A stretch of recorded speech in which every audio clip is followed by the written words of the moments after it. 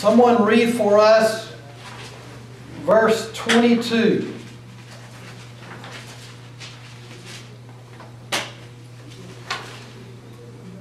Who also sealed us and has given us the pledge of the Spirit in our hearts.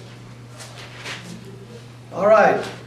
Someone read it that has a different translation. Who also sealed us and gave us the Spirit in our hearts as a pledge. All right. Somebody read it's got a different translation. Set his seal of ownership upon us and put his spirits in our hearts as a deposit. Wait, read that one more time. 22? Yes, sir. Set his seal of ownership on us and put his spirit in our hearts as a deposit, guaranteeing what is to come. All right. Anybody got a different translation? Sam? And who has also put his seal on us and given us his Spirit in our hearts as a guarantee. Sam, thank you for bringing a real Bible. Just kidding. That's just the one I like the best. What translation is that? ESV. Okay. All right. We have about 4 different words for the Greek word that I want to study found in these readings. One was the word pledge. Your word was guarantee. Your word was deposit. All right. And then there is the word, I think the Old King James Bible and the Old American Standard Bible. Anybody have one that uses the word earnest? Say earnest. All right. So there's about 4 different words. Turn to 2 Corinthians chapter 5. 2 Corinthians chapter 5. Again, we want to read 2 or 3 different translations here. 2 Corinthians 5. Scott, start us off with verse 5 there. Now God is the one who has prepared for us this very thing, and He has given to us the pledge of the Spirit. All right, given to us the pledge of the Spirit. Anybody have a translation that uses the word other than pledge there? Sam, what did yours say? He who has prepared us for this very thing is God, who has given us the Spirit as a guarantee. Guarantee. Okay. Priscilla, does yours say earnest again? Yes. Earnest, 2 Corinthians 5:5. Yes. Okay. Who also hath given unto us the earnest of the Spirit. Okay. Are you carrying the Old King James around? I have NIV too. Anybody? Yes, sir. Spirit is a deposit, guaranteeing what is to come.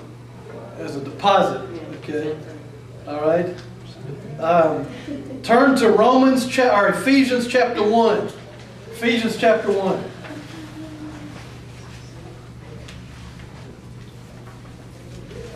And let's go through the readings again. Verse 14. Brother Wolf. All right.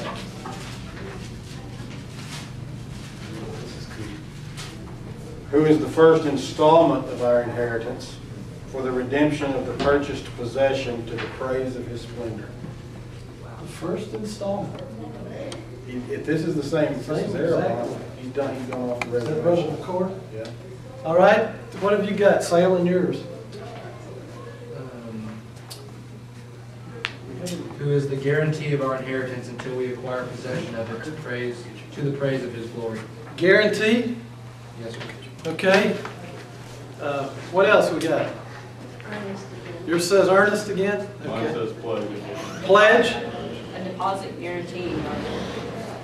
Okay. Mine's right, yeah, because I have literal. You have It's a the literal translation. literal So mine's the translation. one that's right. You have the New Bankers Edition? All right. So here's what we've got. The word we're looking at has been translated pledge, earnest, guarantee, deposit, installment. We have, is that 5 different English words, and they all come from the same Greek word. All of those are the same Greek word. The Greek word is, well, I don't have the marker, but it's Alpha. It's A-R-R-A-B long O-N. Arabone. Arabone. Is that the word on the sheet? Arabon. The accent is on the last syllable. The accent, you go, throw me one.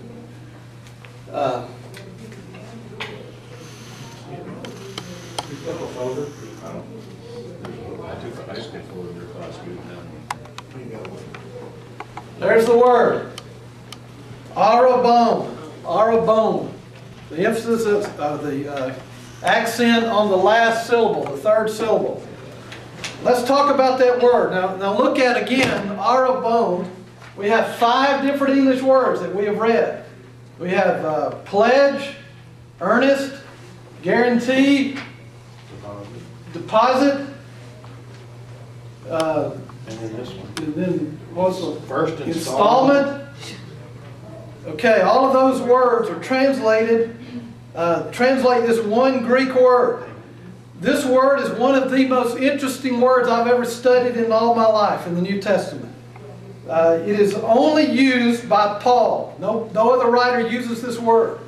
I'm telling you, if there was some way I could translate the way I feel about this to you, this to me, this kind of word right here, this kind of study, to me is what makes the studying the Bible so exciting.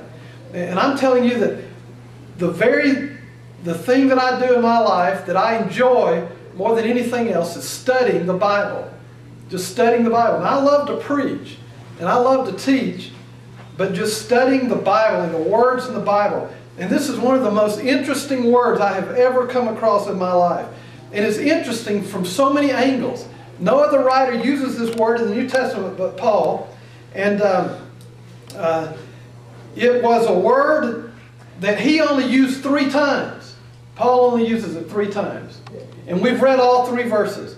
2 Corinthians 1:22, 2 Corinthians 5:5, and Ephesians 1 verse 14.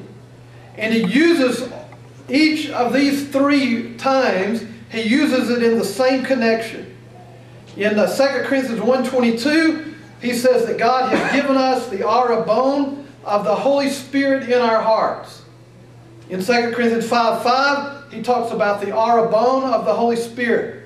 In Ephesians 1:14, he speaks about the Holy Spirit being the arabon of our inheritance. And this word is translated earnest, it is translated pledge, it is translated guarantee, it is translated installment. If you could go back and look at the classical Greek, this word regularly meant caution money that a purchaser had to deposit and pay down when a bargain was struck, and he had to forfeit if the purchase was not carried out. You ever heard of earnest money? You had to pay earnest money when you buy a house. We had we were trying to sell our house in Oklahoma City. We had listed to buy this house, to look at this house, or to buy this house, you got to put down $1,000 earnest money.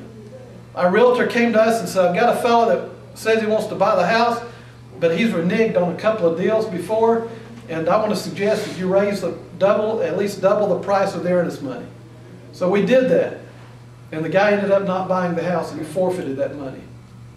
And I thought, if I could do this about 100 more times, I could pay for this thing.